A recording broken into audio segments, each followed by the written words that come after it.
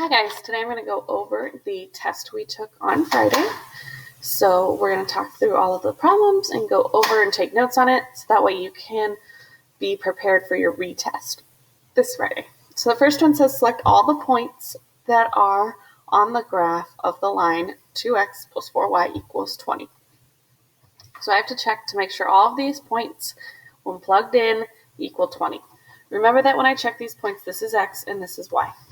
So I'm going to start with a here, and I'm going to plug it in, and I'm going to say 2 times 0 plus 4 times 5 equals 20. Well, 2 times 0 is 0, plus 4 times 5 is 20 equals 20. And if I simplified that, that'd be 20 equals 20, so A is correct. Moving on to my next one, it's 2 times 0 plus 4 times 10, because 10 is in the y spot, equals 20. 2 times 0 is 0, 4 times 10 is 40, and so I have 40 equals 20.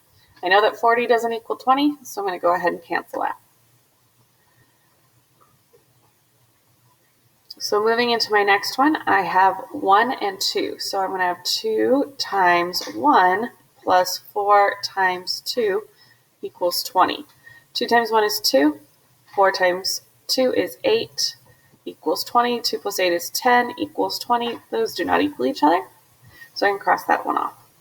Moving on to my next problem, I have 2 times 1 plus 4 times 4 equals 20.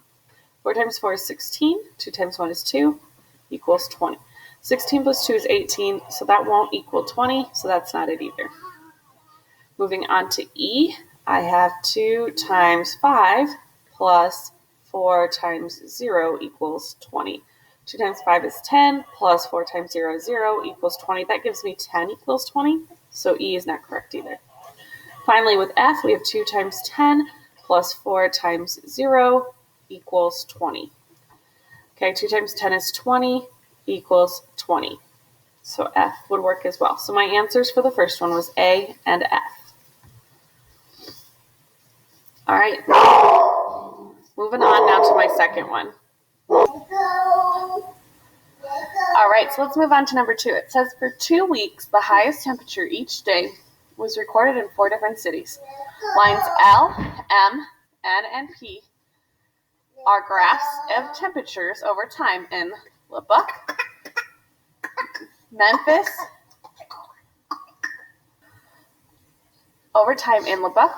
New Orleans, and Phoenix. Which statement is true? So here's our Lubbock.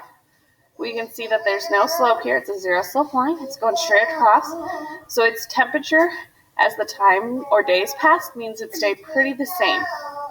Okay, here's Memphis is M, and we can see that that's a negative slope. So Memphis's temperature went down over time. The New Orleans is the N, and it went up over time, and it went up pretty fast. And then Phoenix's temperature started higher here than New Orleans, but it went up a little bit slower. So we've got to look at a few of these and see which ones fit what we just observed. So statement A says, the temperature in Lubbock increased as time passed, which we know isn't true because it has a zero slope, so it can't be A. Then it says B, the temperature in Memphis decreased steadily. Well, Memphis is going down over time, so B is true.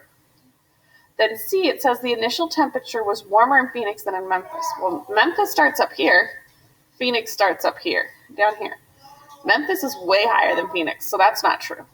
And then it says D, the temperature in Phoenix rose faster than New Orleans. Well, this line is going up here, but this line's obviously going up faster, so that's not true. So we know our answer for number 2 is just B. All right, moving to my next one. It says Jada earns twice as much money as Diego. Diego earns twice as much money as Lynn. Select all graphs that represent it. Okay, so Jada earns twice as much as Diego, and Diego is twice as much as Lynn. So if we look at that, Jada is 2 times more than Diego, so she is greater than Diego. And Diego is 2 times more than Lynn, so he's greater than Lynn. So we need to see in lines, we need to see Jada first. So Jada's got to come first, then Diego, then Lynn. So I'm going to go through here, and I'm first going to cross out every single one that doesn't show this order. Jada, Diego, Lynn. So this one has Jada, Diego, Lynn, so that's good. B has Lynn, Diego, Jada, so I'm going to cross that one out.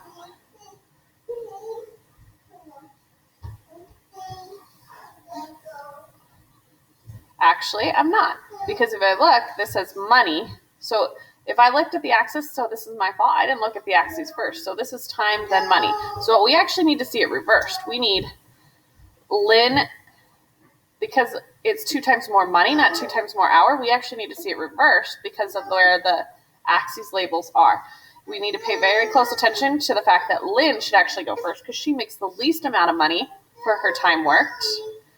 Then Diego, then Jada. So I actually need to see this order. Lynn, Diego, Jada. So I'm going to cross out this first one here because it is Jada, Diego, Lynn. This one's Lynn, Diego, Jada, so that's about right. C is Jada, Diego, Lynn, but if you look, the axes are reversed. It has money over time, so this one is good too because if it's time and money, this is our order. If it's money and time, our order is then J, D, L, because Jada is going to be closest to the money axis every time because she makes the most. So here, Jada is too far from the money axis, so we know that's not right. Same thing here. So our answers that could be right is B and C. Okay, moving to my next one. It says that there are 3 runners that are training for a marathon. One day they all run about 10 miles at constant speed. 3 runners are training for a marathon. One day they all run 10 miles, each at their own constant speed. The graph shows how long in minutes runner runs in d miles. So if I wanted that in equation, I would have to count the slope, which is our rise over run. Because remember, m equals change in y over change in x, which is rise over run. So I'd count that out, and it'd be up 20 over 2. So 20 over 2 is equal to 10. So he runs 10 miles, 10 minutes per mile. Then equation 2 is 8.5d, which is 8.5 minutes per mile. And then the last one is here, which is in the table. So for that one, we have to use the m equals change in y over change in x formula, which is the y2 minus y1 over x2 minus x1 formula. I'm going to do x1, x2, y1, y2. So I'm going to do 36 minus 18 all over 4 minus 2. 36 minus 18 is 18. 4 minus 2 is 2. 18 divided by 2 is 9. So his equation is y equals 9d. So we've got the first one, which is y equals 10d. The second one, which is 8.5d. And then the last one, which is 9d. So now we have to figure out which of the 3 runners has the fastest pace. So let's look at our runners. The D, or the slope in this case, is going to represent the time per mile. So for our first runner, it's 10 minutes per mile. Our second runner is 8.5 minutes per mile, and our third runner is 9 minutes per mile. So my answer is going to be runner 2, because the lowest slope, okay, or the lowest time per mile.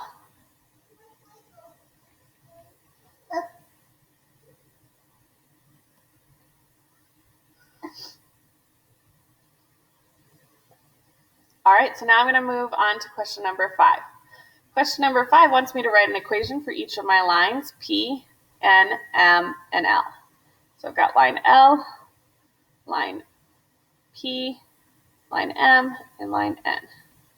Okay, I'm going to start with L here. L is a straight across line. That means it's a 0 slope line. So if I wrote it, it'd be y equals 0x plus its y-intercept, which is 4. And then I'd simplify that because 0 times x is just 0, so it's y equals 4 for my answer for L. Okay, moving on to P. P is the opposite. It's a straight up and down line, meaning we're going to have an undefined slope, meaning there's never going to be a point where it crosses the y-axis. That means it's going to be an x equals line. And since it's at -4, it's x equals -4. Now I need to move on to n. M has a y-intercept of 4. So I know it's y equals x plus 4. Now I've got to calculate my slope. So I'm going to take these 2 points. That's down 4 over 2. So down 4 over 2. If I put -4 over 2 and simplify that, that is going to become -2. So it's -2x plus 4. Moving on to my last one, I am going to clear my graph here so you guys can see a little bit easier. My last one has a y-intercept at -1 here. So it's going to be y equals something x minus 1. It is going up, and here's another point here. So that's 1, up 1 over 1. That's going to give me just 1x minus 1, or y equals x minus 1. Either one of those would be fine. All right, let's move on to our next problem. Our next problem says it costs 50 cents to download an individual song and $4 to download an album. Jada has $15 to spend on her music. Complete the table. The number of individual songs per the number of albums. Okay, so let's write it out as an equation. It's going to cost her 50 cents per song, right, which is 0.5, plus $4 per album, and she has a total of $15. So I've got 0.5s plus 4a equals 15, because this is the 50 cents per song plus $4 for every album she buys equals $15. So this is saying if she has 6 songs that she bought, how many albums will she buy? So let's plug in 6. So it's 0.5 times 6 plus 4a equals 15. Now I've got to solve it. 0.5 is like saying dividing by 2. So 0.5 times 6 is going to be 3 plus 4a equals 15. Center of my equation is my equal sign. I'm going to subtract 3 to get a by itself. 15 minus 3 is going to give you 12. So 4a is equal to 12. I've got to divide by 3 or divide by 4 on each side to get rid of the 4. Okay. 4 divided by 4 is just a. 12 divided by 4 is 3. So if she buys 6 songs, she buys 3 albums. Now it wants us to do the reverse. It wants us to know how many albums or how many songs for if she only buys 1 album. So this time on my 0.5s plus 4a equals 15, this time I'm plugging in for a. So I have 0.5s plus 4 times 1 equals 15. Okay, 0.5s plus 4 times 1 is 4 equals 15. Center of equation is my equal sign. I'm going to subtract 4 from each side. So now I have 0.5s equals 15 minus 4 is 11. To get rid of 0.5, right now it is multiplying, so I've got to divide by 0.5 on both sides. So now I'm going to do 11 divided by 0.5. In order to do that, I'm going to move my decimal 1 place, both on the inside and the out. Now I have 5 goes into 11 10. So 5 can't go into 1, but 5 goes into 11 2 times. 5 times 2 is 10. Okay, then it's 10 down. 5 goes into 10 again 2 times. So that means I can buy 22 songs if I only buy 1 album. Okay, my last one is if I buy 30 songs, how many albums can I buy? If she buys 30 songs, how many albums is Jada going to buy? So then we're going to plug this in again to the S. So I have my 0.5s plus 4a equals 15. I'm plugging it into the S this time. So I have 0.5 times 30 plus 4a equals 15. Remember that 0.5 times a number is like taking it and dividing it in half. So 0.5 times 30 is going to be 15. Plus 4a equals 15. Okay, center of my equation is my equal sign. If I subtract 15 from both sides, 15 minus 15 is 0, so 4a equals 0. I'm going to divide by 4 on each side. Okay, 0 divided by 4 is just 0, so A equals 0. So there are no albums if she buys 30 songs. Okay, so now we filled out our chart. It says write an equation relating to the number of individual songs and the number of albums Jada can download.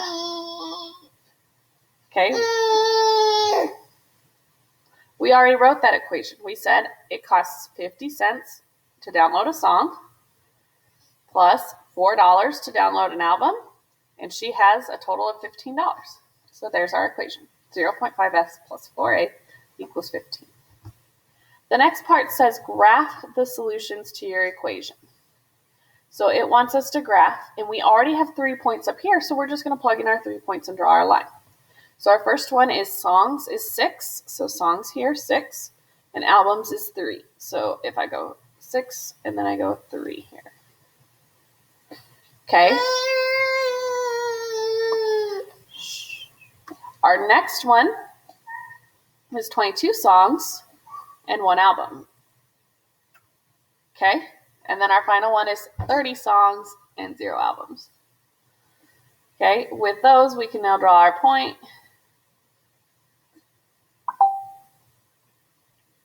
Draw our line, and there you go.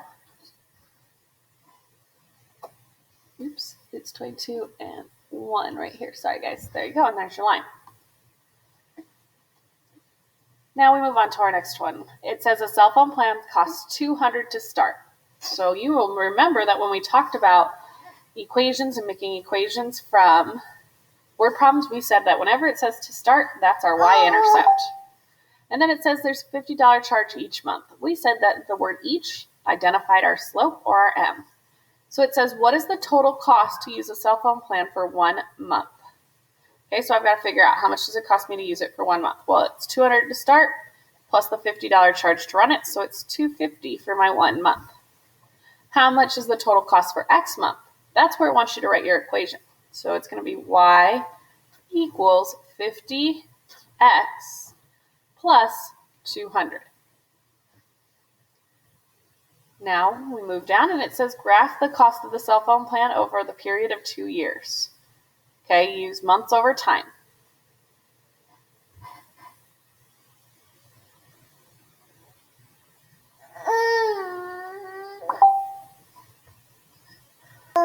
So we're going to start by labeling. This is our cost here. This is our cost. This is our months. And it wants us to do it over a period of 2 years. That means we need 24 months. And there's 1, 2, 3, 4, 5, 6, 7, 8, 9, 10, 11, 12, 13 only here. So I'm going to go up by 2. So 2, 4, 6, 8, 10, 12, 14, 16, 18, 20, 22, and 24. Okay, and then so now I'm going to figure out some points so that way I can graph my line. It wants it over the cost of 2 years, so I want to know what 24 months is going to cost me. I'm going to do 2 months and 12. Those are going to be the 3 points I'm going to graph because that should give me enough to make my equation. So 2 months, 12 months, and 24 months. All right, so now I'm going to plug them into my equations to figure out my y. Remember my equation's up here. It's y equals 50x plus 200. So the first one I'm going to plug in is my 2. So it's y equals 50 times 2 plus 200. 50 times 2 is 100, plus 200 is 300. So at 2 months, it's going to cost me $300. Okay? Let's find out for 12 months. Y equals 50 times 12 plus 200. Okay, so let's start with 50 times 12. So that's going to be a 0. 5 times 2 is 10. Carry the 1.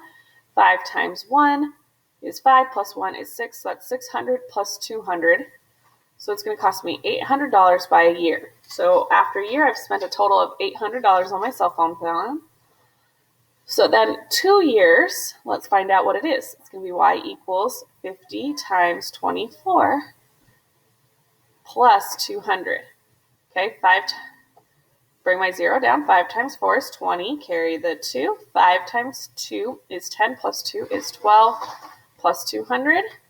1,200 plus 200 is going to be 1,400. Okay, $1,400.